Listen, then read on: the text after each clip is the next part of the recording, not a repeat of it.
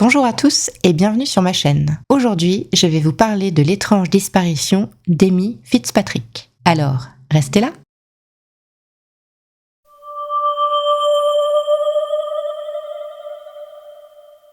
L'histoire d'aujourd'hui se passe en Espagne, dans la région de la Costa del Sol, au sud du pays et plus précisément sur la Riviera del Sol. Je vous présente la famille Fitzpatrick qui est au cœur de cette histoire. Audrey la mère, David le beau-père, Dean le fils, Amy la fille. Nous sommes le 1er janvier 2008 et Audrey s'est endormie sur le canapé en attendant Amy qui a passé la soirée du Nouvel An chez sa meilleure amie Ashley. Elle était censée rentrer chez elle dans la soirée. Mais le 2 janvier, Audrey se réveille et constate que sa fille n'est pas rentrée. Elle ne s'inquiète pas tout de suite. Amy a 15 ans et elle a l'habitude de passer du temps dehors et de pas se plier forcément aux règles. Elle va rentrer plus tard, se dit-elle. Mais dans la matinée, Ashley téléphone chez les Fitzpatrick pour parler à Amy. Audrey ne comprend pas, Amy était censée être chez sa copine. Mais Ashley explique à Audrey qu'elle est partie la veille à 22h de chez elle. Sachant qu'Ashley et Amy habitent dans le même quartier, il faut environ 20 minutes à pied pour relier les deux maisons. Audrey essaie toujours de relativiser et se dit que sa fille va rentrer. Mais dans l'après-midi, Ashley, qui n'a toujours pas de nouvelles de son amie, se rend chez les Fitzpatrick. Et après avoir refait le chemin et cherché aux alentours, Audrey décide de contacter la police.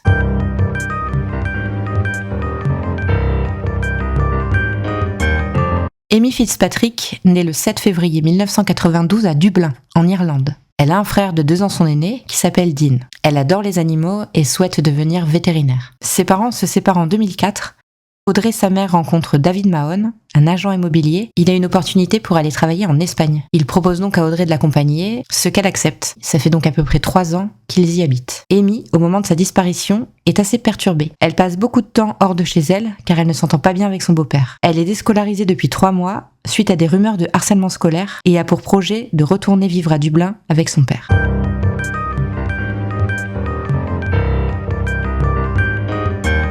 Amy a passé la soirée du 31 décembre chez Ashley. Sa mère n'était pas là et les filles ont gardé le petit frère d'Ashley. Elles ont passé la soirée entre l'ordinateur et la télé. La mère d'Ashley est rentrée à 1h30 et a trouvé les filles sur le canapé. Une soirée normale entre copines. Amy a appelé sa mère du fixe de son amie pour lui souhaiter bonne année. Elles se sont couchées ensuite vers 3h du matin. Le lendemain, le 1er janvier 2008, les adolescentes se lèvent tard et partent se balader en ville. Elles veulent faire les boutiques, mais elles ont oublié que le 1er janvier, tout était fermé. Alors, elle retourne chez Ashley. Plus tard dans la soirée, Ashley demande à sa mère si Amy peut encore rester dormir là, mais sa mère refuse. Elle lui dit qu'il serait sympa qu'elle rentre quand même chez elle pour souhaiter la bonne année à tout le monde. À 22h, Ashley raccompagne Amy jusqu'à l'entrée de son domaine. Les filles ont prévu de se voir le lendemain, mais c'est la toute dernière fois qu'Ashley verra son amie.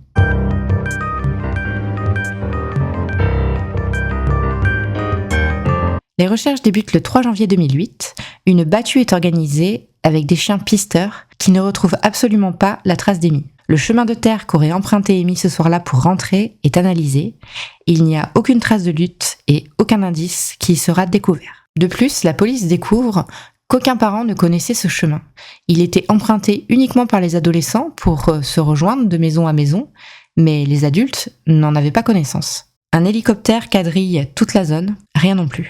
La mère d'Amy, Audrey, est interrogée. Elle indique qu'Amy était censée retourner à Dublin pour les fêtes de Noël, mais ils ont dû annuler ça au dernier moment et elle leur confie qu'Amy lui en voulait. Et c'est aussi pour ça qu'elle ne s'est pas plus inquiétée au départ, elle pensait qu'Amy était juste se fâcher contre elle, que c'est pour ça qu'elle traînait à rentrer. Une perquisition a ensuite lieu au domicile d'Amy. Cette perquisition donne lieu à une découverte intrigante.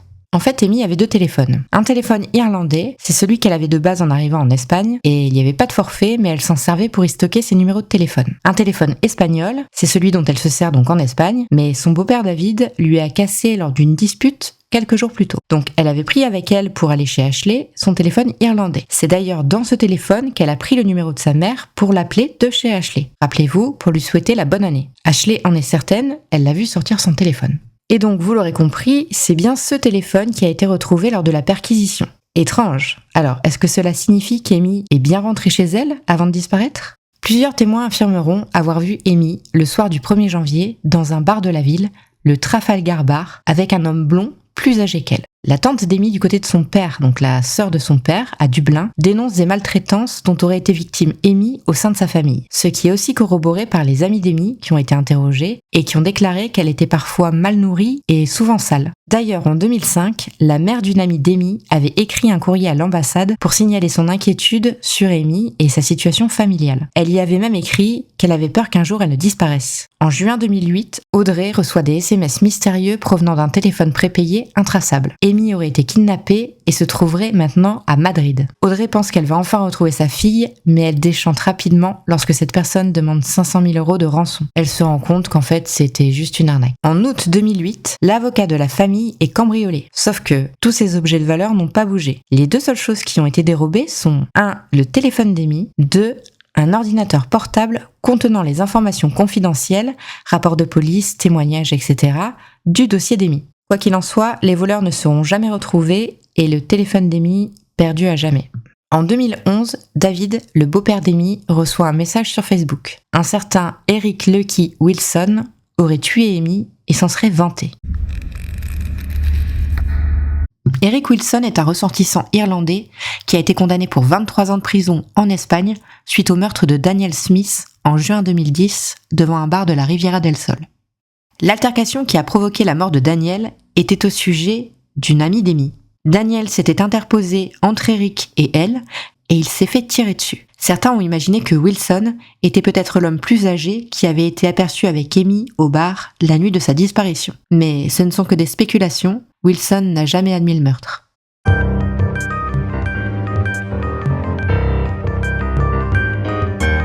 Le 25 mai 2013 à 20h20, Dean, le frère d'Amy, est retrouvé mort, poignardé devant la maison de sa mère. David, son beau-père, est arrêté. Il déclare que c'était un accident et qu'en gros, David s'est poignardé tout seul. Oui, vous avez bien entendu. Selon David, Dean et lui avaient une altercation plus tôt dans la journée à la salle de sport qu'ils fréquentent tous les deux au sujet d'une bouteille d'eau. Dean serait allé rendre visite à sa mère dans la soirée et une bagarre aurait éclaté entre les deux hommes, toujours au sujet de la bouteille d'eau. Dean aurait sorti un couteau pour menacer David et en voulant le neutraliser, le couteau se serait retourné contre lui et Dean serait tout simplement tombé dessus. David sera déclaré coupable d'homicide involontaire et condamné le 16 juin 2016 à 7 ans de prison. Il fera en tout 5 ans et 3 mois, puis sera libéré. Entre-temps, notons qu'Audrey a toujours soutenu David, avec qui elle s'est même mariée en 2015, et que le couple a fini par retourner habiter à Dublin. Le père d'Amy et Dean, quant à lui, affirme que Dean, avant de mourir, s'apprêtait à révéler des choses qui aideraient la police à retrouver le tueur d'Amy. Audrey, elle, explique que Dean avait des problèmes de drogue, que ce n'était pas la première fois qu'il menaçait David avec un couteau ou avec un revolver même, et qu'il était très perturbé psychologiquement à cause de sa dépendance, ce qui créait beaucoup de tensions au sein de la famille.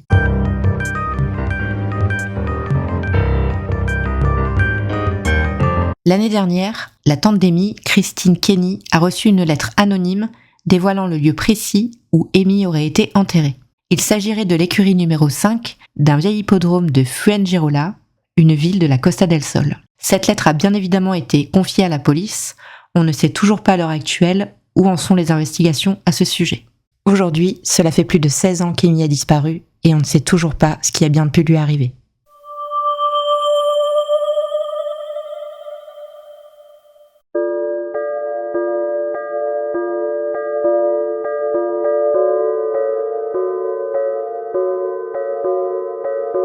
Et si Amy avait choisi de disparaître volontairement? De toute évidence, elle n'avait pas spécialement envie de rentrer chez elle puisqu'elle souhaitait encore dormir chez Ashley. Et en même temps, on peut la comprendre, sa situation familiale ne faisait pas vraiment rêver. Pour résumer, on a un frère drogué, un beau-père avec qui elle ne s'entend pas du tout, qui a priori tendance à être un peu violent avec elle quand même, et une mère qui a pas vraiment l'air de s'intéresser à sa fille, qui la laisse traîner dehors quand bon lui semble, et qui s'inquiète même pas quand elle disparaît. Il serait donc pas étonnant qu'Amy ait décidé de disparaître de la circulation et d'aller voir ailleurs. Peut-être que ce n'était même pas prémédité. Imaginons qu'elle est bien rentrée chez elle ce soir-là, et que tout le monde dormait. C'est là qu'elle dépose son fameux téléphone. Du coup, elle décide de ressortir boire un verre. Et là, elle part dans un bar et rencontre un homme. Peut-être même un touriste. Elle se confie sur sa situation et lui peut-être décide de l'aider à changer de vie et l'emmène avec lui loin de la Costa del Sol. Ou alors, l'inverse, c'était peut-être prémédité et dans ce cas-là, elle rentre chez elle pour prendre 2-3 affaires, quelques économies et pour partir prendre un train. Ça aurait pu être une décision réfléchie dans le sens où c'est quand même la nouvelle année, on est le 1er janvier, ça aurait pu être sa résolution cachée. Et puis si c'est ça, c'est la meilleure des choses qui pouvaient lui arriver.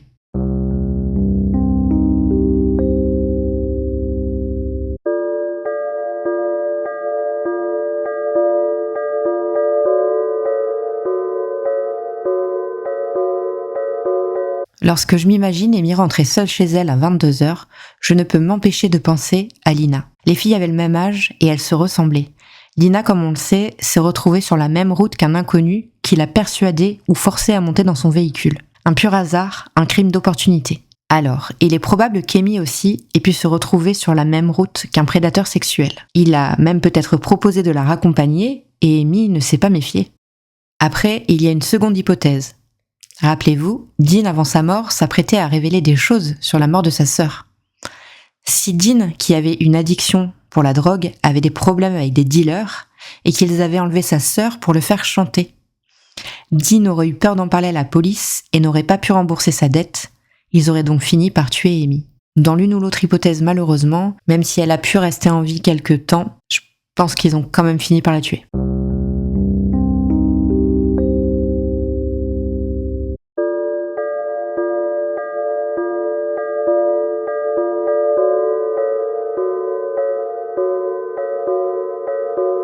Le téléphone qu'Amy avait sur elle pendant le nouvel an chez Ashley a été retrouvé dans sa chambre. Alors, il est assez évident qu'Amy est bien rentrée chez elle. Sa mère a déclaré qu'elle s'était endormie en attendant, ce qui est assez pratique pour se dédouaner. Donc Amy rentre chez elle à 22h20, c'est David qui l'accueille, et il est bien alcoolisé parce qu'il a bien fêté la nouvelle année. Alors, une dispute éclate entre eux. Ça réveille forcément Audrey. Et puis, un peu comme Dean, la dispute dégénère et un coup fatal part, que ce soit un coup de feu ou un coup de couteau. Pour ne pas perdre aussi son conjoint en appelant la police, ils décident tous les deux d'aller dissimuler son corps quelque part. Alors où, ça c'est le mystère bien sûr, mais c'est une théorie qui est tout à fait probable. Et puis, quelques semaines plus tard, Dean aurait fini par comprendre ce qui est arrivé à sa sœur, et il aurait décidé d'en parler à la police. Voilà pourquoi il a été tué. En tuant Dean, David assume la responsabilité de son acte, mais sauve Audrey. C'est pour cette raison qu'elle a continué à le soutenir après qu'il ait ôté la vie de son fils. Parce qu'elle sait très bien que sans la mort de Dean, elle se serait retrouvée en prison, elle aussi.